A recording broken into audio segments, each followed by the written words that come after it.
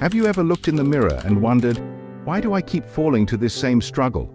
The guilt, the shame, the silent prayers, the promises to stop, followed by yet another failure. If this is your battle, you are not alone, and you are not beyond redemption. In fact, what if I told you this very struggle could be evidence that you're chosen? Let me take you to a story we rarely tell this way. There was a man, anointed by God, adored by people, feared by his enemies. His name, David. He killed giants, wrote psalms, was called a man after God's own heart. And yet, David fell. He fell hard, into lust, into adultery, into cover-up and murder. How could someone so close to God fall so far? Because temptation doesn't come for the lukewarm. It comes for the dangerous. It's not random, it's strategic. The enemy targets the point of your greatest potential because he fears what you might become. We see it again in Scripture. Joseph, destined to save nations, tempted in secret by Potiphar's wife. Samson, blessed with supernatural strength, ensnared by Delilah. Even Paul, who wrote most of the New Testament, confessed, "I do not understand what I do. For what I want to do, I do not do. But what I hate, I do." Sound familiar? That's not the voice of failure. That's the sound of a warrior in the trenches.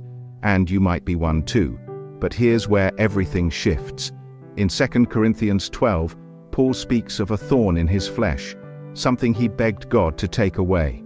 3 times he pleaded, and 3 times God said no. Why? Because my grace is sufficient for you. My power is made perfect in weakness. Don't miss this. God didn't remove the struggle. He repurposed it. Paul's thorn became the doorway to dependence, the thing that kept him grounded. What if your battle with lust isn't your shame to hide, but your invitation to lean into God's grace? This doesn't mean we excuse sin, but we do expose the lie. That struggle equals disqualification. Because if that were true, David wouldn't have written Psalm 51. Augustine wouldn't have become a church father. C.S. Lewis wouldn't have shaped Christian thought after battling what he called a zoo of lusts. You see, the ones who impact the world often bleed in silence before they lead in power. So, what now? If you're watching this and your heart is burning, here's your call to action. Don't just pray, "God, take this away." Pray, "God, what do you want to do through this?" Let the battle become your boot camp. Let the shame become sacred ground. Because your scars might be the very map someone else needs to find freedom. And if this message spoke to your soul, subscribe, like, and share this with someone who needs to hear it.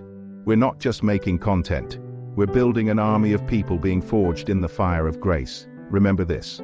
Where you see failure, God sees formation. Where you feel weak, He is working. And when you feel furthest from Him, you may be standing on the edge of your true calling.